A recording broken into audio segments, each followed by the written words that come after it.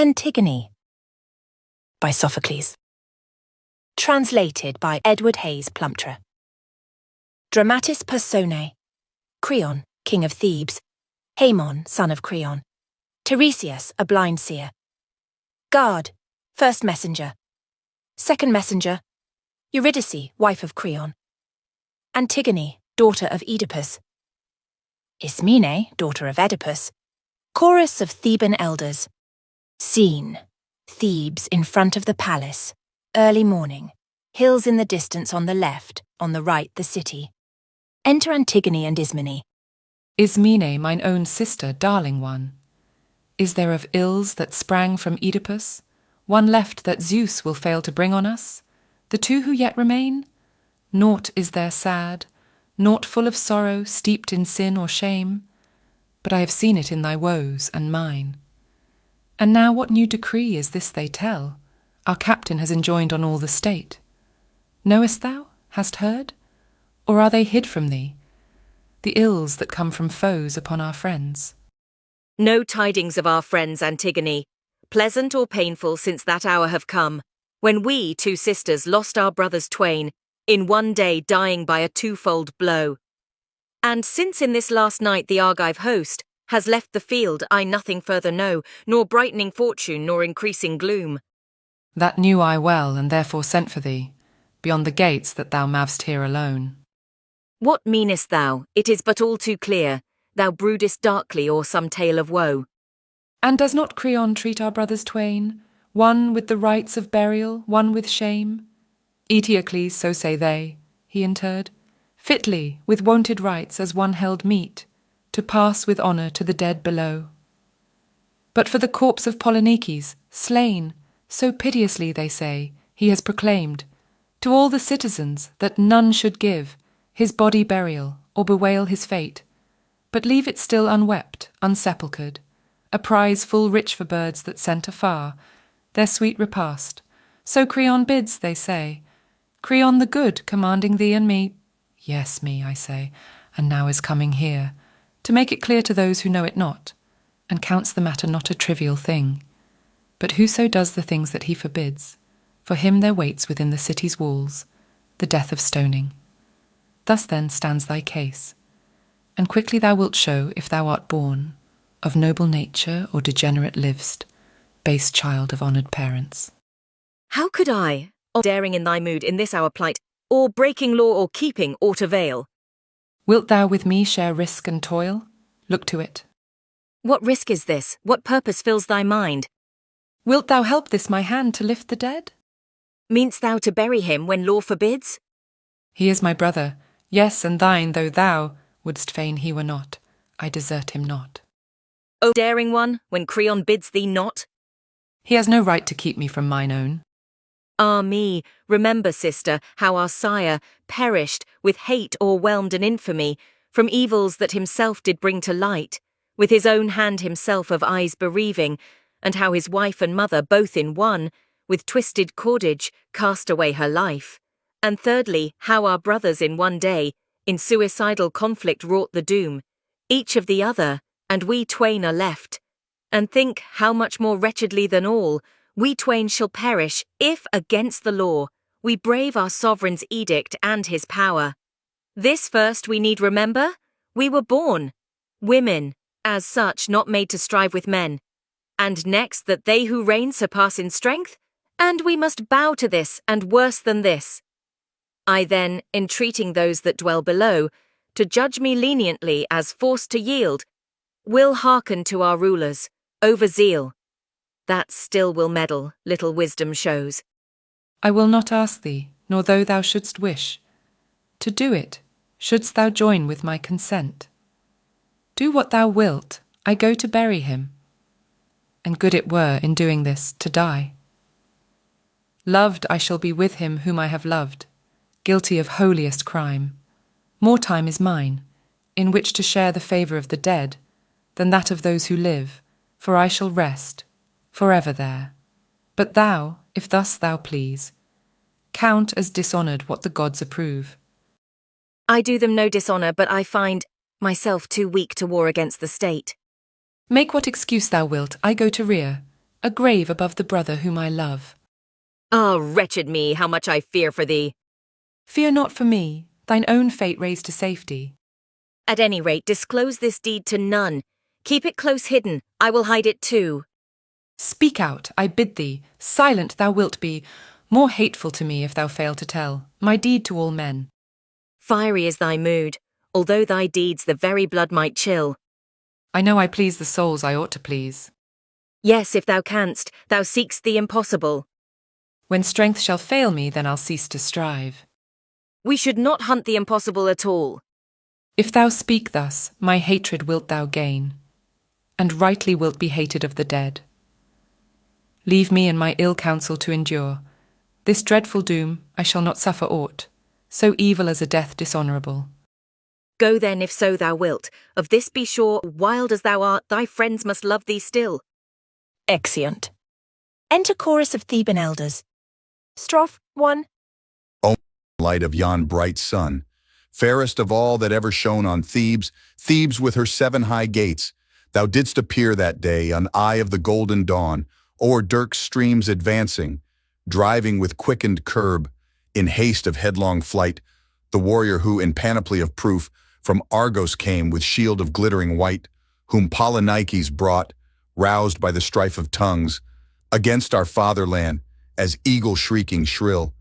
He hovered o'er our land, with snow-white wing bedecked, begirt with myriad arms, and flowing horsehair crests. Antistrophe 1.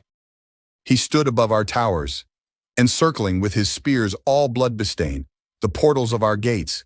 He went, before he filled, his jaws with blood of men, ere the pine-fed Hephaestos had seized our crown of towers. So loud the battle din, that Ares loves was raised around his rear, a conflict hard e'en for his dragon foe. For breath of haughty speech, Zeus hateth evermore, and seeing them advance, with mighty rushing stream, and clang of golden arms, with brandished fire he hurls, one who rushed eagerly, from topmost battlement, to shout out, "Victory!" Strophe 2. Crashing to earth he fell, down smitten with his torch, who came with madman's haste, drunken with frenzied soul, and swept o'er us with blasts, the whirlwind blasts of hate. Thus on one side they fare, and Ares great like warhorse in his strength, smiting now here, now there, brought each his several fate. For 7 chief warriors at the 7 gates met, equals with equals matched, to Zeus the Lord of War, left tribute, arms of bronze, all but the hateful ones, who, from one father and one mother sprung, stood wielding hand to hand their 2 victorious spears, and had their doom of death as common lot. Antistrophe 2. But now, since victory of mightiest name hath come, to Thebes of chariots proud, joying and giving joy, after these wars just past, learn ye forgetfulness, and all night long with dance and voice of hymns, let us go round in state, to all the shrines of God, while Bacchus, making Thebes resound with dance, begins the strain of joy. But lo, our country's king, Creon, Menoetius' son, new ruler by new change, and providence of God, comes to us steering on some new device. For lo, he hath convened, by herald's loud command, this council of the elders of our land. Enter Creon.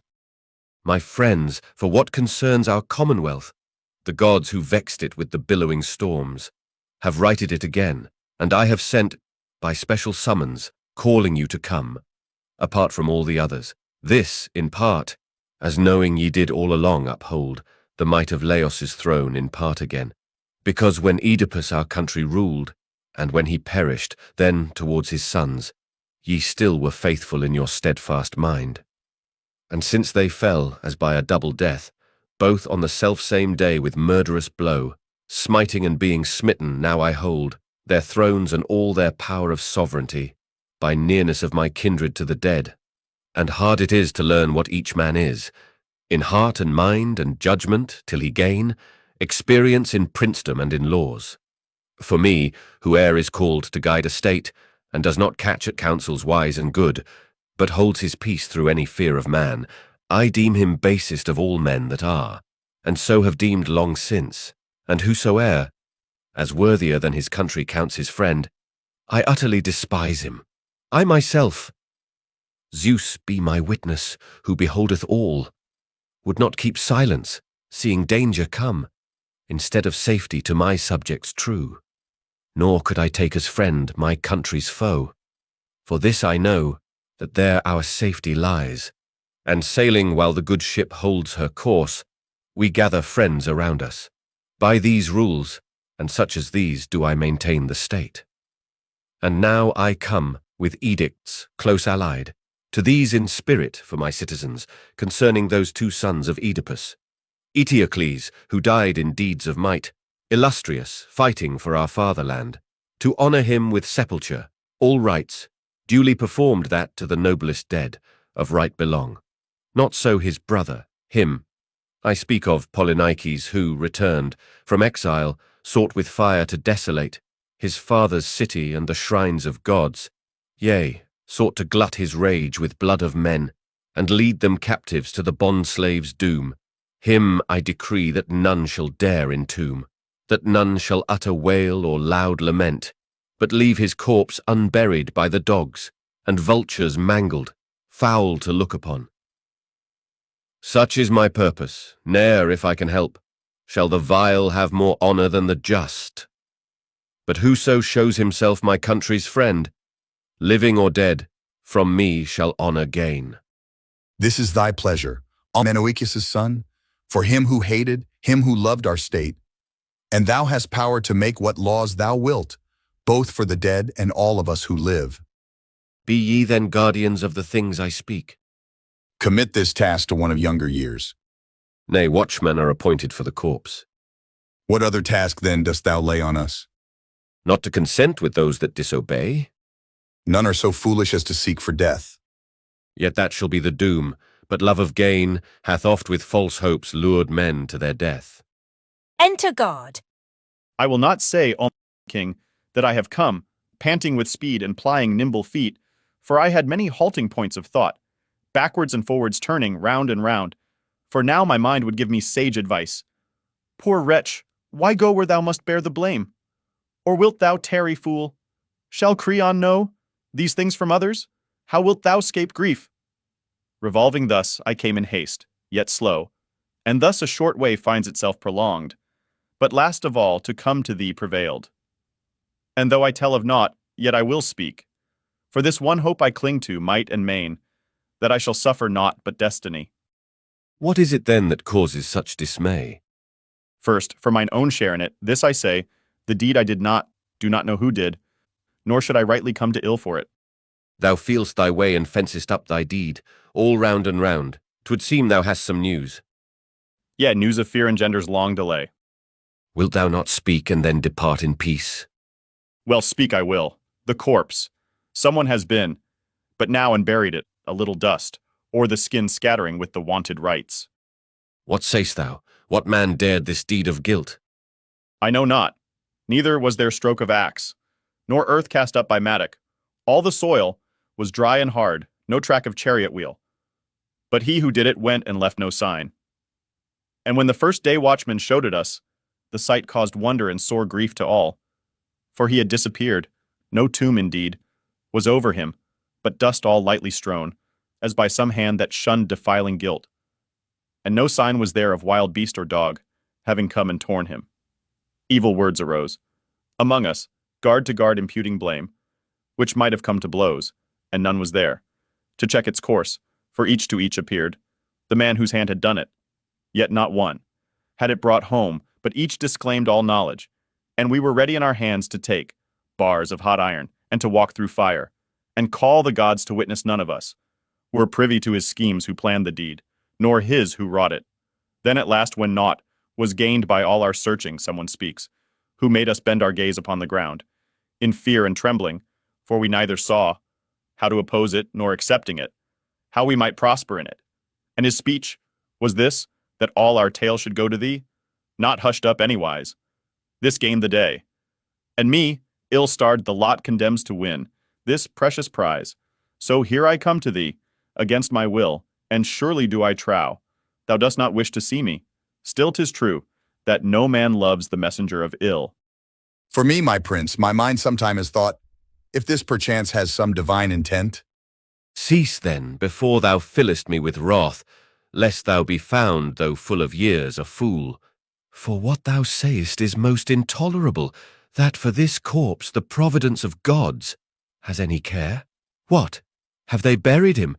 As to their patron paying honours high, who came to waste their columned shrines with fire, to desecrate their offerings and their lands, and all their wonted customs, dost thou see the gods approving men of evil deeds?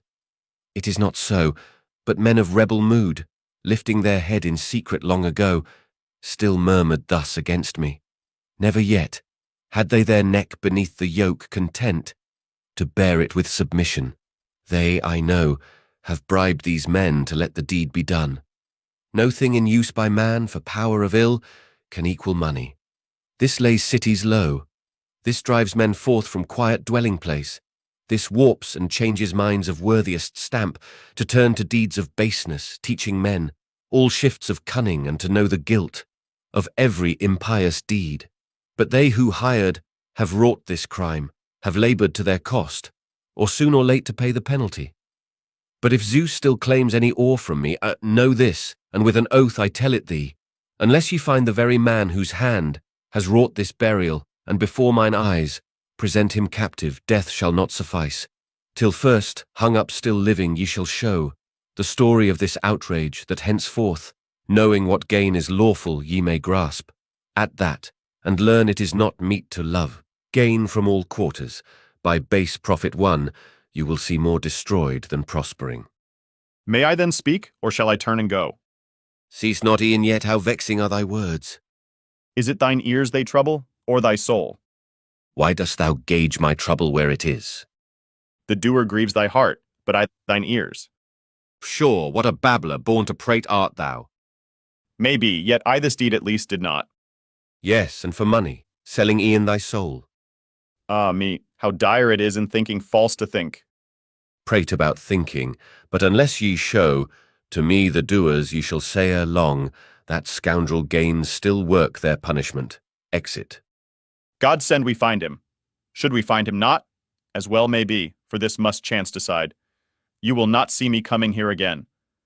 For now, being safe beyond all hope of mine, beyond all thought, I owe the gods much thanks. Exit. Strophe 1. Many the forms of life, wondrous and strange to see, but not than man appears, more wondrous and more strange. He, with the wintry gales, o'er the white foaming sea, mid wild waves surging round, wendeth his way across. Earth of all gods from ancient days the first, unworn and undecayed, he with his plows that travel o'er and o'er, furrowing with horse and mule, wears ever year by year. Antistrophe 1. The thoughtless tribe of birds, the beasts that roam the fields, the brood in sea depths born, he takes them all in nets, knotted in snaring mesh, man, wonderful in skill. And by his subtle arts, he holds in sway the beasts that roam the fields or tread the mountain's height, and brings the binding yoke upon the neck of horse with shaggy mane, or bull on mountain crest, untamable in strength. Strophe 2. And speech and thought as swift as wind, and tempered mood for higher life of states, these he has learnt and how to flee, or the clear cold of frost unkind, or darts of storm and shower, man all providing. Unprovided he meeteth no chance the coming days may bring. Only from Hades still he fails to find escape, though skill of art may teach him how to flee from depths of fell disease incurable.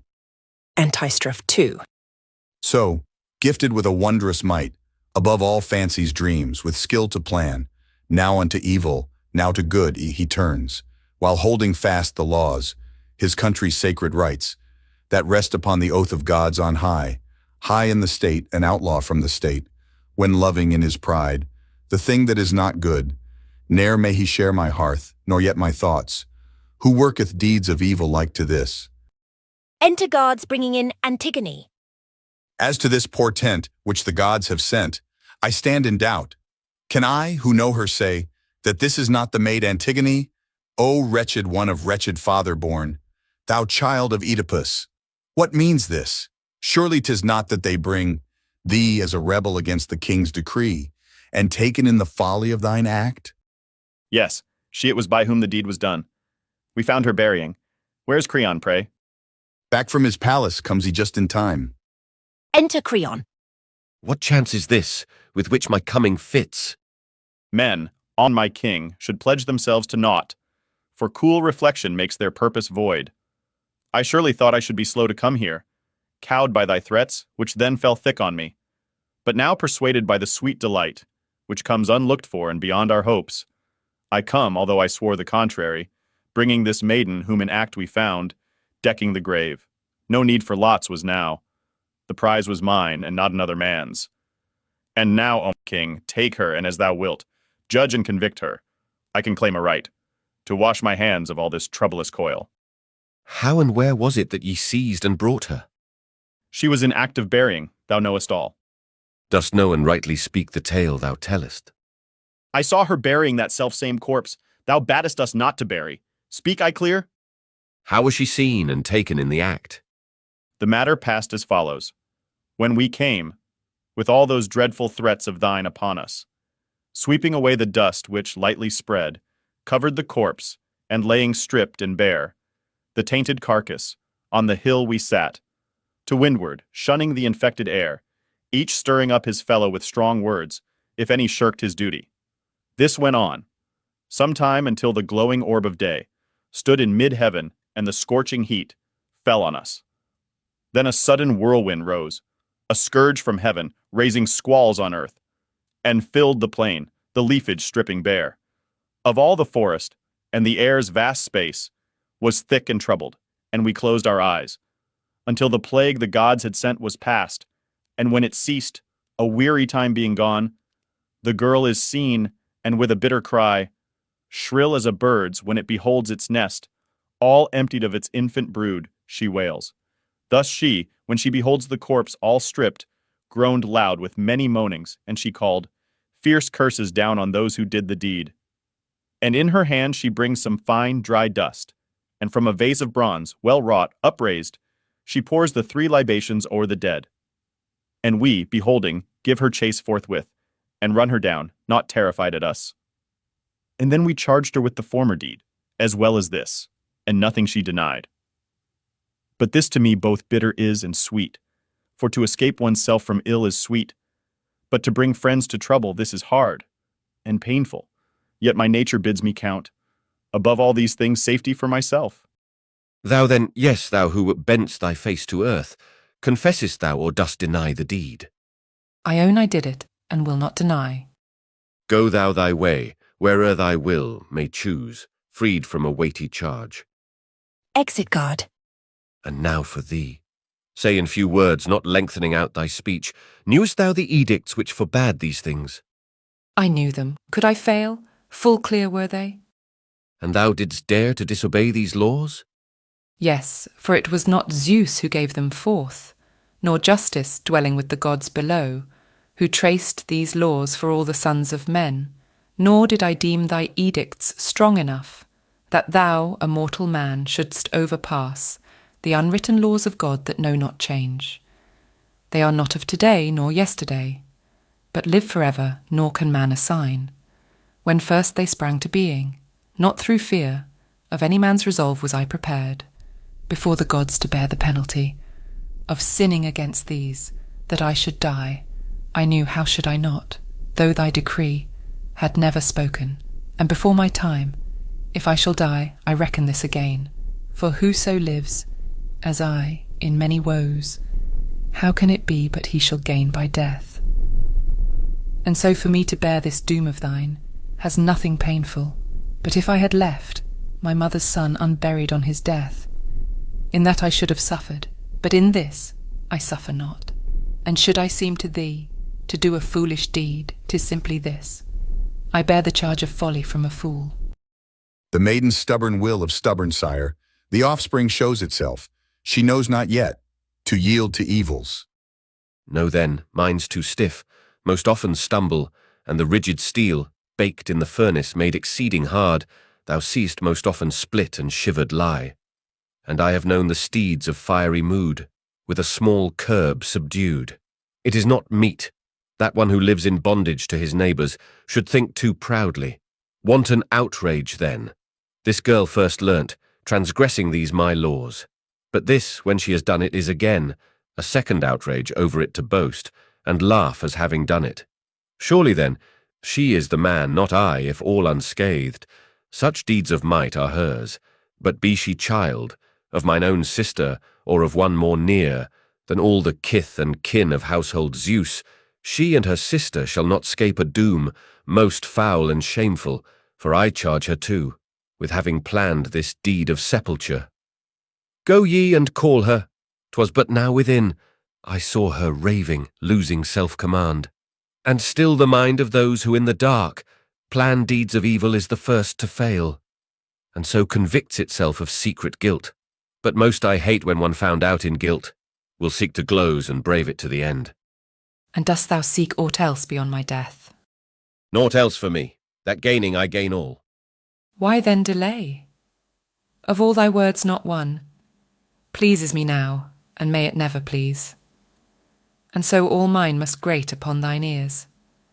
And yet how could I higher glory gain than placing my true brother in his tomb? There is not one of these but would confess it pleases them, did fear not seal their lips. The tyrant's might in much besides excels, and it may do and say whatever it will. Of all the race of Cadmos thou alone look'st thus upon the deed. They see it too, as I do, but their tongue is tied for thee. Art not ashamed against their thoughts to think? There is naught base in honouring our own blood. And was he not thy kin who fought against him? Yea, brother, of one father and one mother. Why then give honour which dishonours him? The dead below will not repeat thy words. Yes, if thou give like honour to the godless. It was his brother, not his slave, that died. Wasting this land while he died fighting for it. Yet Hades still craves equal rights for all. The good craves not the portion of the bad. Who knows if this be wholly deemed below? Not even when he dies can foe befriend. My nature leads to sharing love, not hate. Go then below, and if thou must have love, love them. While I live, women shall not rule. Enter Ismene, led in by attendants. And lo, Ismene at the gate, comes shedding tears of sisterly regard, and o'er her brow a gathering cloud mars the deep roseate blush, bedewing her fair cheek. And thou, who creeping as a viper creeps, didst drain my life in secret, and I knew not that I was rearing two accursed ones, subverters of my throne. Come, tell me then, wilt thou confess thou tookst thy part in this, or wilt thou swear thou didst not know of it? I did the deed, if she did, go with her. Yea, share the guilt and bear an equal blame. Nay, justice will not suffer this, for thou didst not consent, nor did I let thee join. Nay, in thy troubles I am not ashamed, in the same boat with thee to share thy fate. Who did it? Hades knows, and those below. I do not love a friend who loves in words. Do not, my sister, put me to such shame as not to let me join in death with thee, and so to pay due reverence to the dead. Share not my death, nor make thine own this deed. Thou hadst no hand in, my death shall suffice. What life to me is sweet, bereaved of thee? Ask Creon there, since thou o'er him dost watch. Why vex me so in nothing bettered by it? 'Tis pain indeed to laugh my laugh at thee. But now at least, how may I profit thee? Save thou thyself, I grudge not thy escape. Ah, woe is me, and must I miss thy fate? Thou madst thy choice to live, and I to die. 'Twas not because I failed to speak my thoughts. To these didst thou, to those did I seem wise. And yet the offence is equal in us both. Take courage, thou dost live. My soul long since hath died to render service to the dead. Of these two girls the one goes mad but now, the other ever since her life began. E'en so, O king, no mind that ever lived, stands firm in evil days but goes astray. Thine did when with the vile, vile deeds thou chosest. How could I live without her presence here? Speak not of presence, she is here no more. And wilt thou slay thy son's betrothed bride? Full many a field there is which he may plough. None like that plighted troth twixt him and her. Wives that are vile I love not for my sons. Ah, dearest Haemon, how thy father shames thee. Thou with that marriage dost but vex my soul. And wilt thou rob thy son of her he loved? 'Tis death, not I, shall break the marriage off. Her doom is fixed, it seems then. She must die. Fixed, yes, by me and thee. No more delay. Lead them within, ye slaves. These must be kept. Henceforth as women suffered not to roam, for even boldest natures shrink in fear when they see Hades overshadowing life.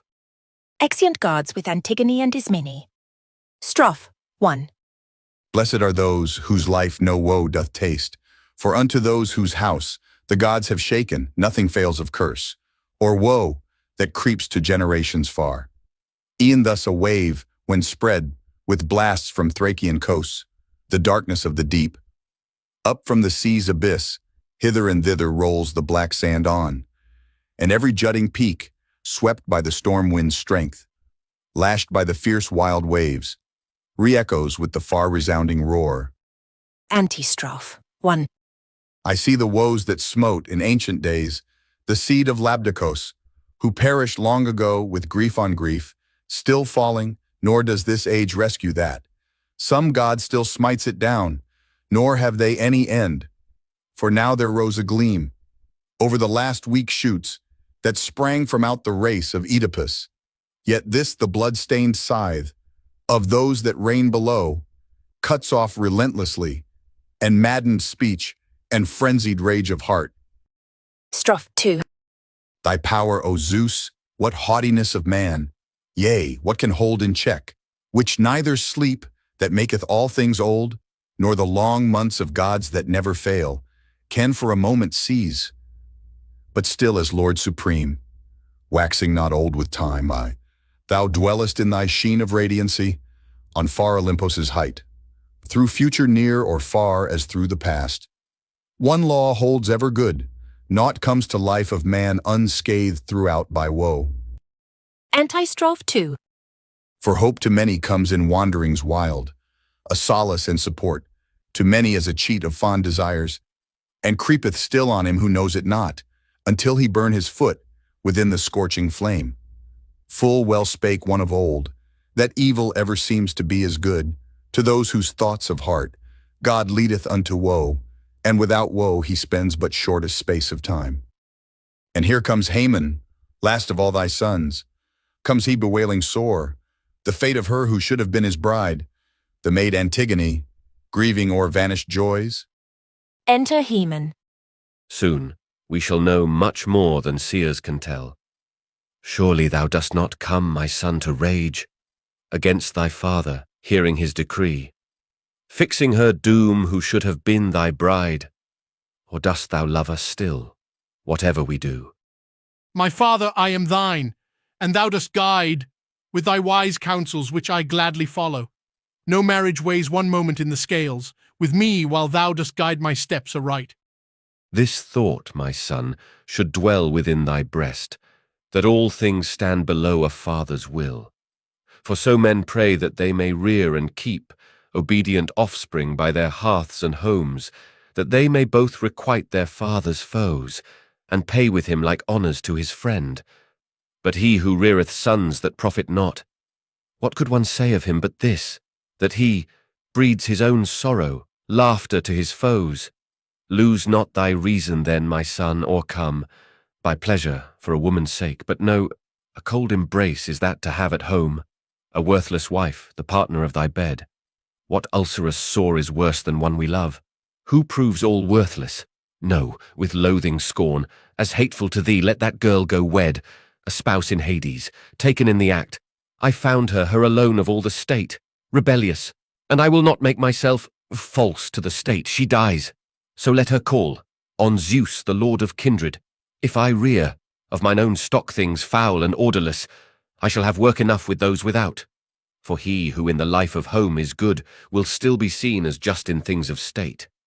I should be sure that man would govern well, and know well to be governed, and would stand in war's wild storm on his appointed post, a just and good defender.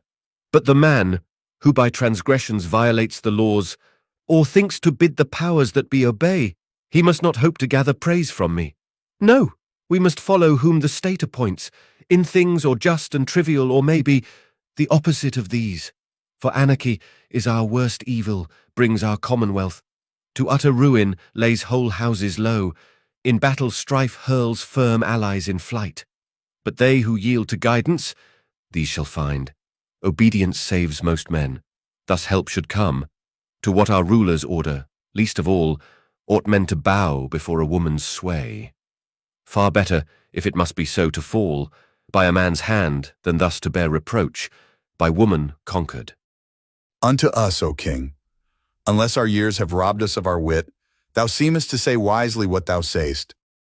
The gods, my father, have bestowed on man his reason noblest of all earthly gifts, and that thou speakest wrongly these thy words, I cannot say, God grant I ne'er know how, such things to utter. Yet another's thoughts may have some reason. 'Tis my lot to watch what each man says or does or blames in thee, for dread thy face to one of low estate, who speaks what thou wilt not rejoice to hear. But I can hear the things in darkness said. How the whole city wails this maiden's fate, as one who of all women most unjustly, for noblest deed must die the foulest death, who her own brother fallen in the fray would neither leave unburied nor expose to carrion dogs or any bird of prey.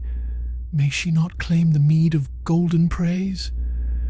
Such is the whisper that in secret runs, all darkling, and for me, my father, naught is dearer than thy welfare. What can be a nobler prize of honour for the son than a sire's glory, or for sire than sons?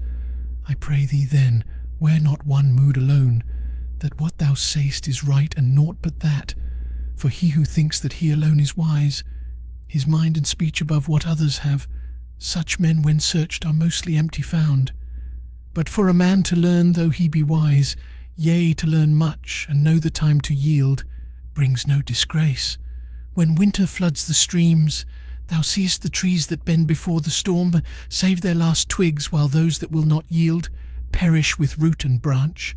And when one hauls too tight the mainsail rope and will not slack, he has to end his voyage with deck o'erturned.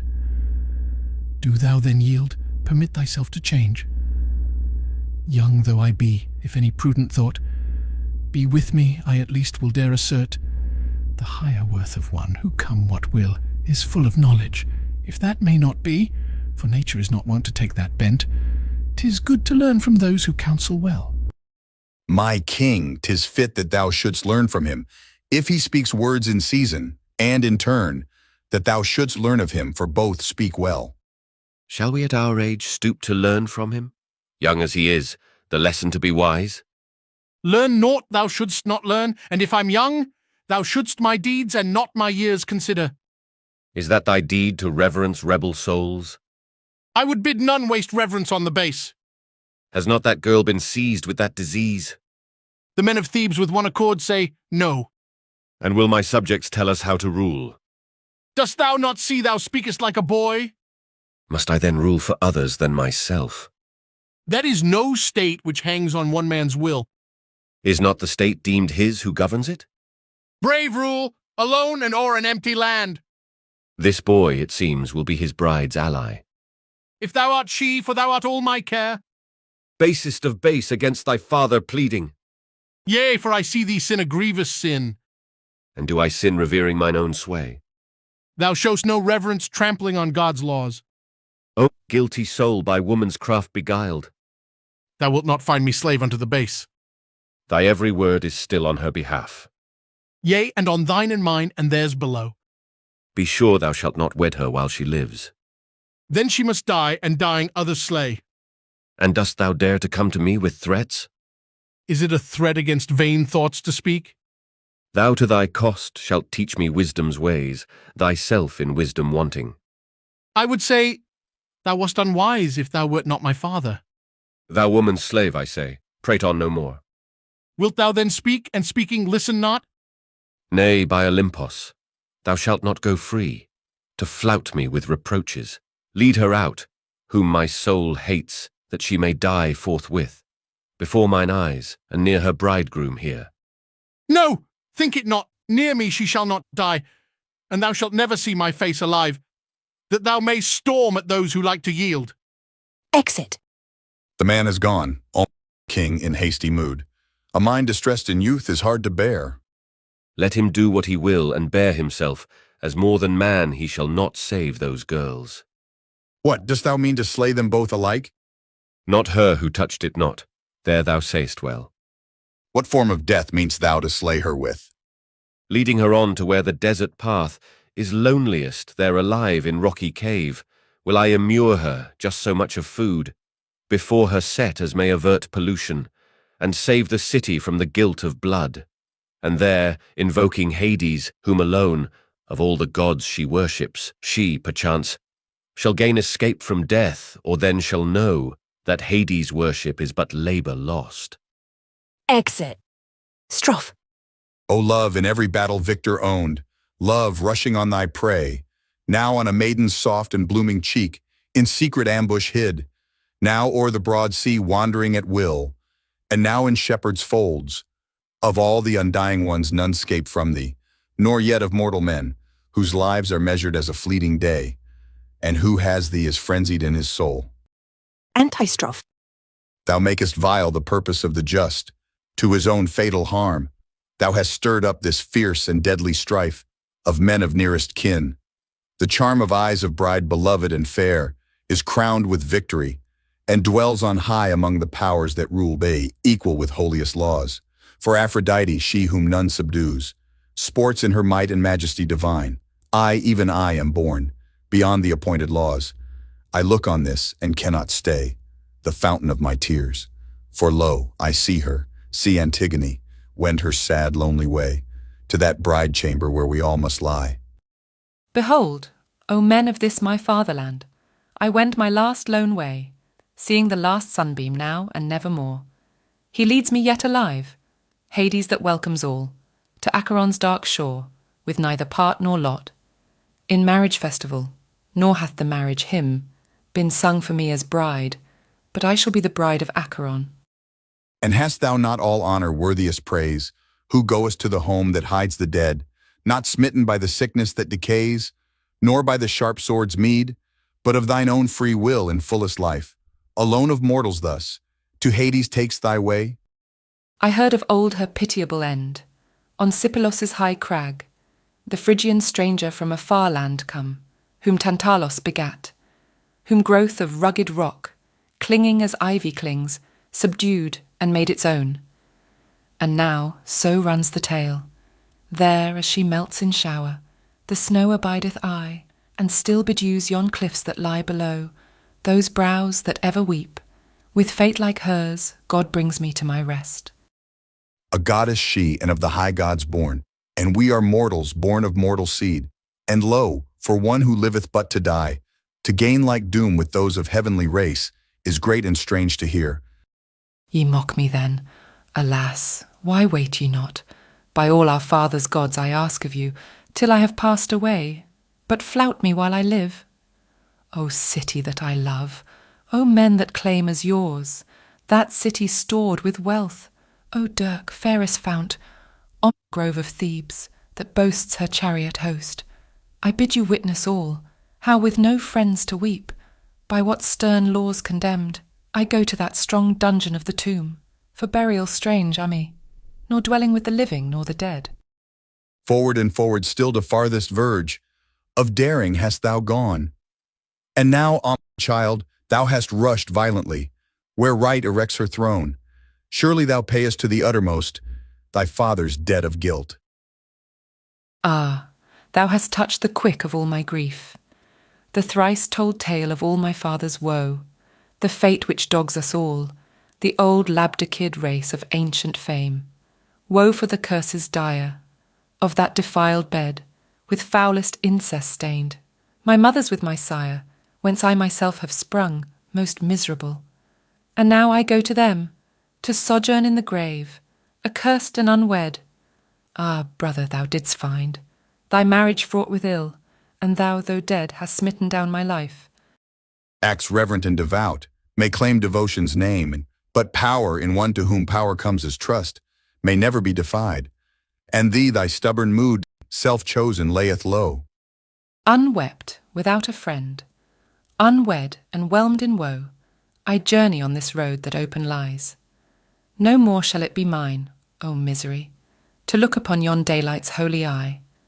And yet of all my friends, not one bewails my fate, no kindly tear is shed. Enter Creon. And know ye not, if men have leave to speak, their songs and wailings thus to stave off death, that they will never stop?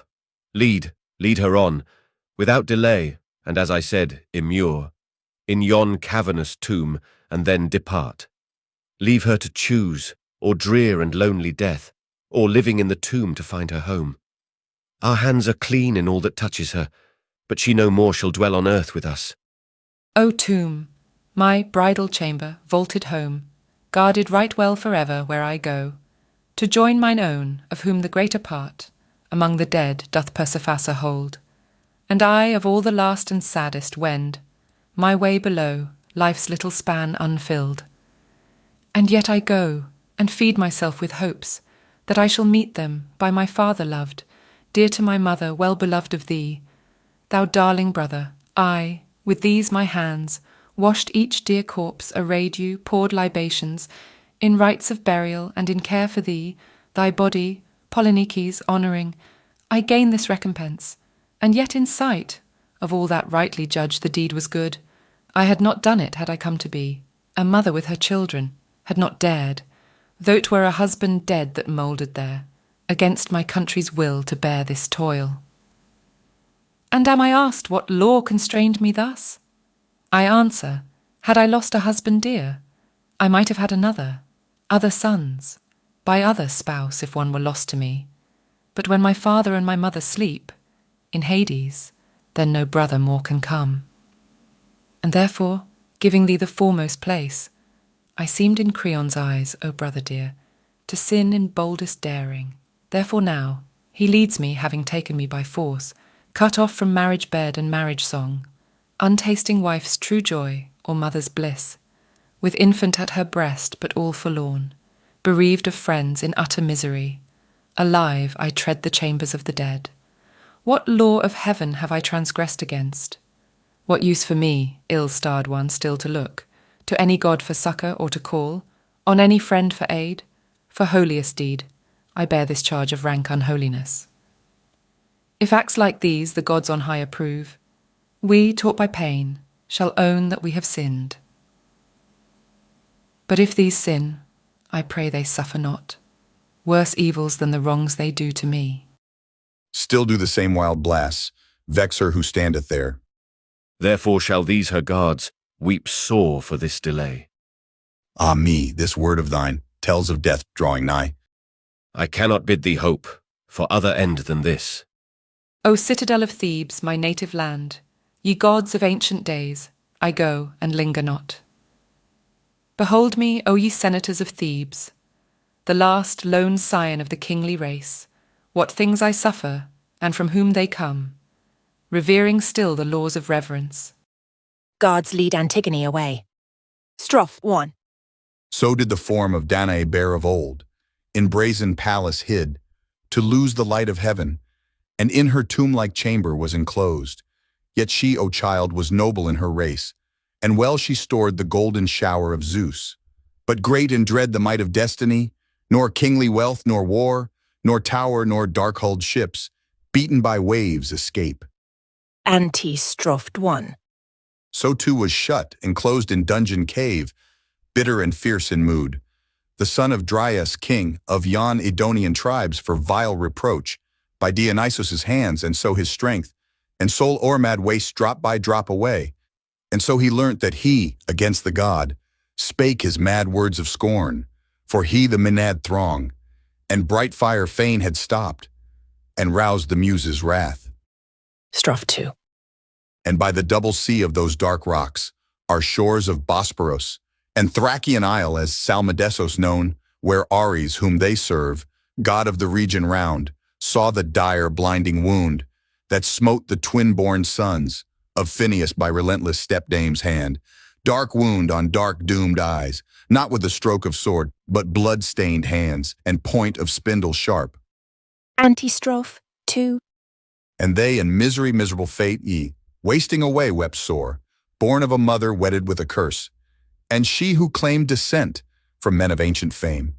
The old Erechtheiid race, amid her father's winds, daughter of Boreas in far distant caves, was reared a child of gods, swift-moving as the steed, o'er lofty crag, and yet the ever-living fates bore hard on her. Enter Tiresias guided by a boy. Princes of Thebes, we come as travelers joined, one seeing for both, for still the blind must use a guide's assistance to direct his steps. And what new thing, Tiresias, brings thee here? I'll tell thee, and do thou the seer obey. Of old I was not wont to slight thy thoughts. So didst thou steer our city's course full well? I bear my witness from good profit gained. Know then thou walk'st on fortune's razor edge. What means this, how I shudder at thy speech? Soon shalt thou know as thou dost hear the signs of my dread art for sitting as of old upon my ancient seat of augury, where every bird finds haven. Lo, I hear strange cry of winged creatures shouting shrill with inarticulate passion, and I knew that they were tearing each the other's flesh with bloody talons for their whirring wings, made that quite clear, and straightway I in fear made trial of the sacrifice that lay on fiery altar. And Hephaestus's flame shone not from out the offering, but there oozed upon the ashes, trickling from the bones, a moisture, and it smoldered, and it spat. And lo, the gall was scattered to the air, and forth from out the fat that wrapped them round, the thigh bones fell, such omens of decay. From holy sacrifice I learnt from him, this boy who now stands here, for he is still a guide to me, as I to others am. And all this evil falls upon the state. From out thy counsels, for our altars all, our sacred hearths are full of food for dogs, and birds unclean, the flesh of that poor wretch, who fell the son of Oedipus. And so, the gods no more hear prayers of sacrifice, nor own the flame that burns the victim's limbs, nor do the birds give cry of omen good, but feed on carrion of a slaughtered corpse. Think thou on this, my son. To err, indeed, is common unto all, but having erred, he is no longer reckless or unblessed, who, having fallen into evil, seeks for healing, nor continues still unmoved. Self-will must bear the charge of stubbornness, yield to the dead, and outrage not a corpse. What prowess is it fallen foes to slay? Good counsel give I, planning good for thee, and of all joys the sweetest is to learn from one who speaketh well, should that bring gain. Old man, as archers aiming at their mark, so ye shoot forth your venomed darts at me. I know your augur's tricks, and by your tribe long since am tricked and sold. Yes, gain your gains. Get Sardis's amber metal Indian gold. That corpse ye shall not hide in any tomb. Not though the eagles, birds of Zeus, should bear their carrion morsels to the throne of God, not even fearing this pollution dire, will I consent to burial. Well I know that man is powerless to pollute the gods. But many fall, Tiresias, dotard old, a shameful fall who glows their shameful words, for lucre's sake, with surface show of good. Ah me, does no man know, does none consider? Consider what? What trite poor saw comes now? How far good counsel is of all things best? So far I trow as folly is worst ill. Of that disease thy soul, alas, is full. I will not meet a seer with evil words. Thou dost so, saying I divine with lies. The race of seers is ever fond of gold. And that of tyrants still loves lucre foul. Dost know thou speak'st thy words of those that rule? I know. Through me thou rulest a city saved. Wise seer art thou, yet given o'ermuch to wrong. Thou illt stir me to speak out my soul's dread secrets. Out with them, only speak them not for gain. So is it, I trow, in all that touches thee. Know that thou shalt not bargain with my will. Know then, and know it well, that thou shalt see not many winding circuits of the sun, before thou givest as quittance for the dead a corpse by thee begotten. For that thou hast to the ground cast one that walked on earth, and foully placed within a sepulchre a living soul. And now thou keep'st from them, the gods below, the corpse of one unblessed, unwept, unhallowed, and in these things thou canst claim no part, nor yet the gods above. But they by thee are outraged, and they wait, the sure though slow avengers of the grave, the dread Erinyes of the mighty gods, for thee in these same evils to be snared. Search well if I say this as one who sells his soul for money. Yet a little while, and in thy house the wail of men and women shall make it plain.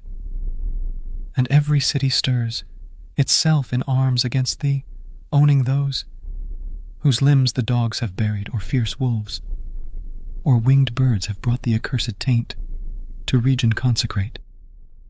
Doom like to this, sure darting as an arrow to its mark, I launch at thee, for thou dost vex me sore, an archer aiming at the very heart, and thou shalt not escape its fiery sting. And now, O boy, lead thou me home again, that he may vent his spleen on younger men, and learn to keep his tongue more orderly, with better thoughts than this his present mood. Exit. The man is gone, O king, predicting woe. And well we know, since first our raven hair was mixed with gray, that never yet his words were uttered to our state and failed of truth. I know it too, 'tis that troubles me. To yield is hard, but holding out to smite one's soul with sorrow, this is harder still. We need wise counsel, O Menoetius' son. What shall I do? Speak thou, and I'll obey. Go then and free the maiden from her tomb, and give a grave to him who lies exposed. Is this thy counsel? Dost thou bid me yield? Without delay, O king, for lo they come, the gods' swift-footed ministers of ill, and in an instant lay the self-willed low. Ah me, 'tis hard, and yet I bend my will to do thy bidding. With necessity, we must not fight at such o'erwhelming odds. Go then and act, commit it not to others. E'en as I am, I'll go. Come, come, my men, present or absent, come, and in your hands bring axes, come to yonder eminence. And I, since now my judgment leans that way, who myself bound her, now myself will loose.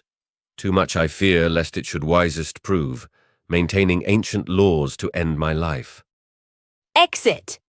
Strophe 1.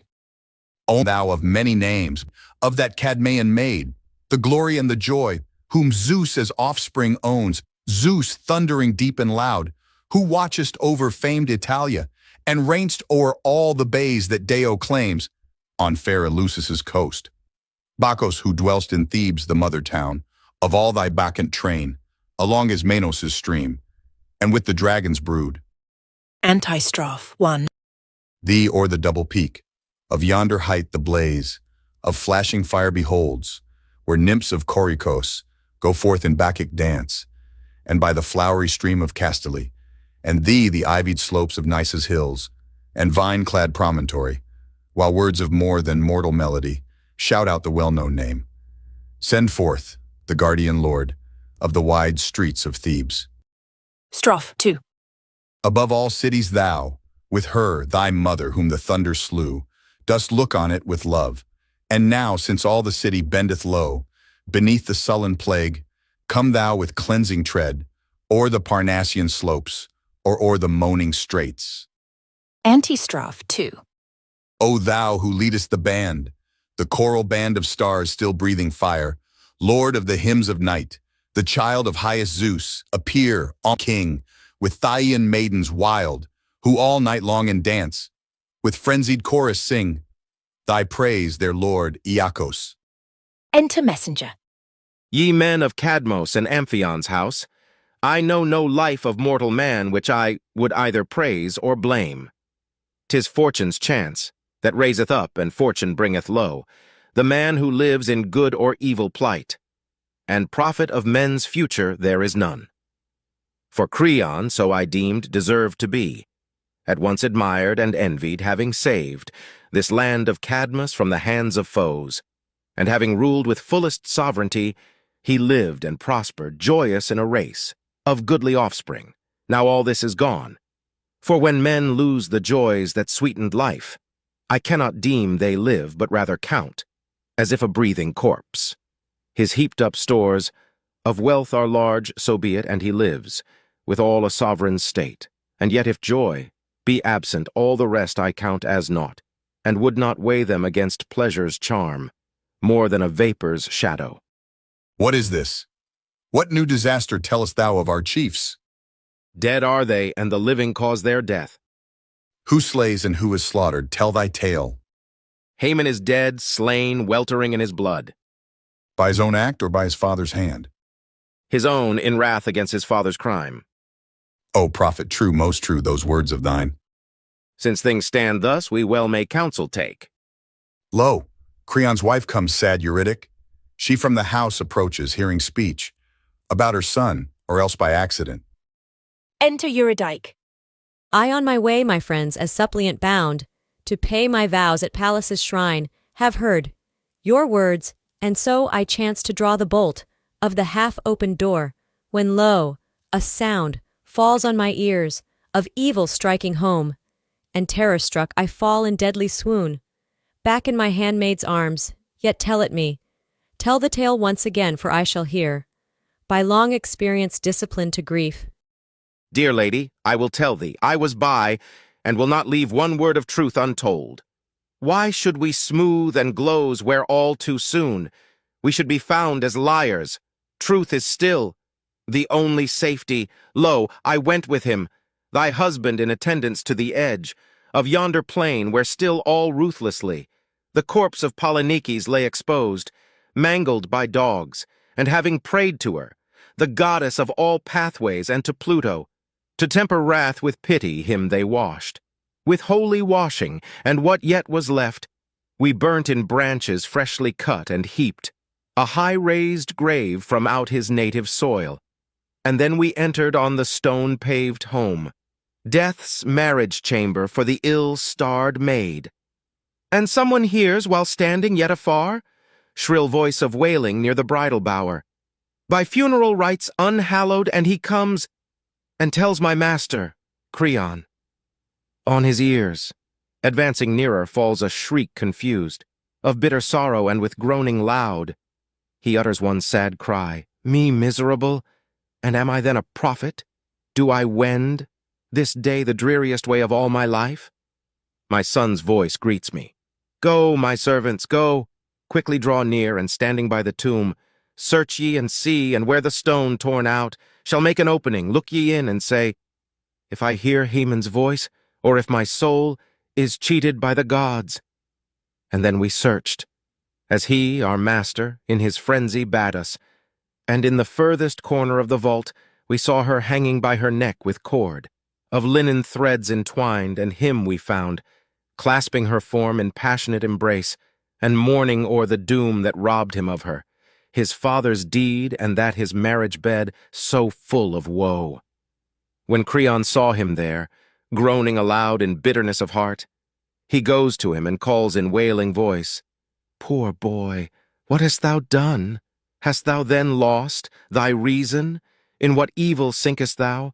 Come forth, my child, on bended knee I ask thee. And then the boy, with fierce, wild, gleaming eyes, glared at him, spat upon his face, and draws, still answering naught, the sharp, two-handled sword.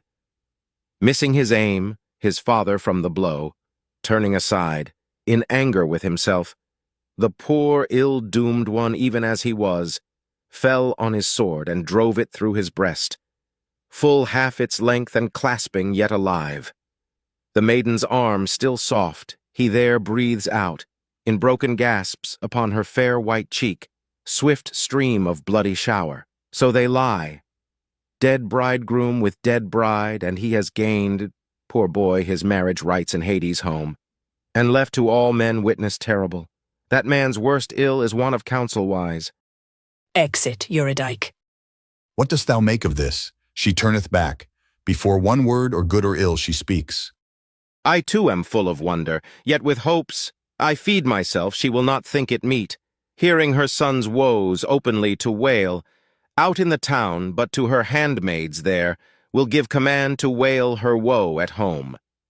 Too trained a judgment has she so to err. I know not, to my mind, or silence hard, or vain wild cries are signs of bitter woe. Soon we shall know within the house advancing, if in the passion of her heart she hides a secret purpose. Truly dost thou speak? There is a terror in that silence hard.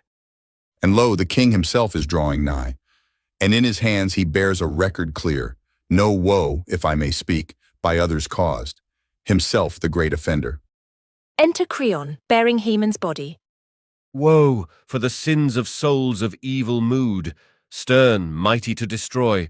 O ye who look on those of kindred race, the slayers and the slain.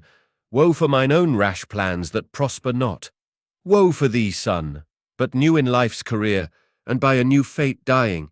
Woe, woe, thou diest, thou art gone, not by thine evil counsel, but by mine.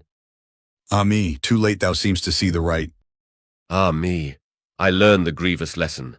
On my head, God, pressing sore, hath smitten me and vexed, in ways most rough and terrible, ah me, shattering my joy as trampled under foot. Woe, woe, man's labours are but labour lost. Enter second messenger.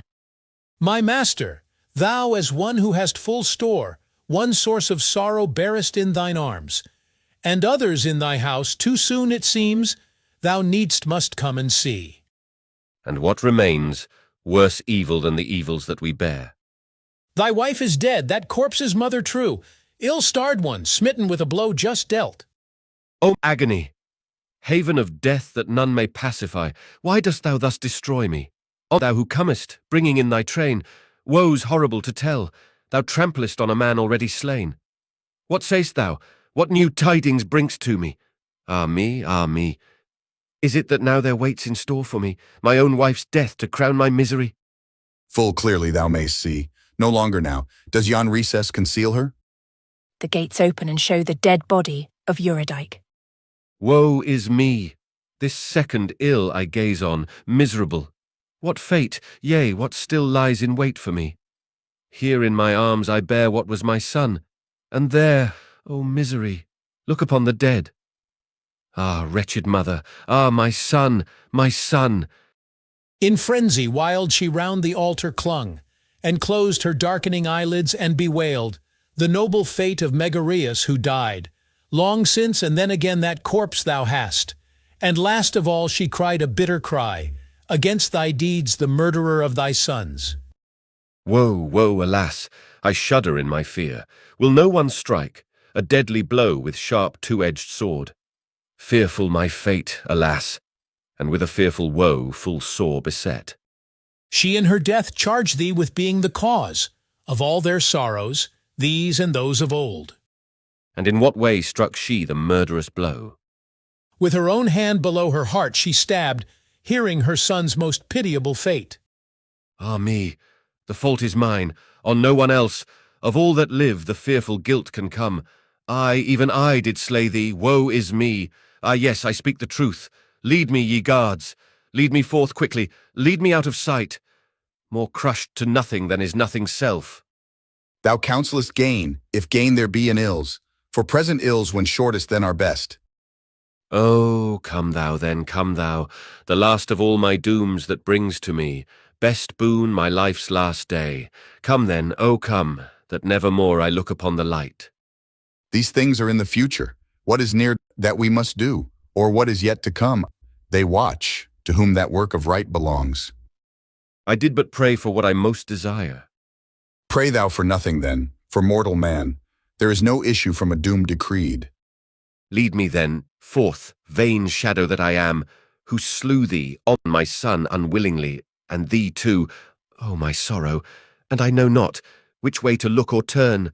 All near at hand is turned to evil, and upon my head there falls a doom far worse than I can bear. Man's highest blessedness in wisdom chiefly stands, and in the things that touch upon the gods, 'tis best in word or deed to shun unholy pride. Great words of boasting bring great punishments, and so to gray-haired age teach wisdom at the last.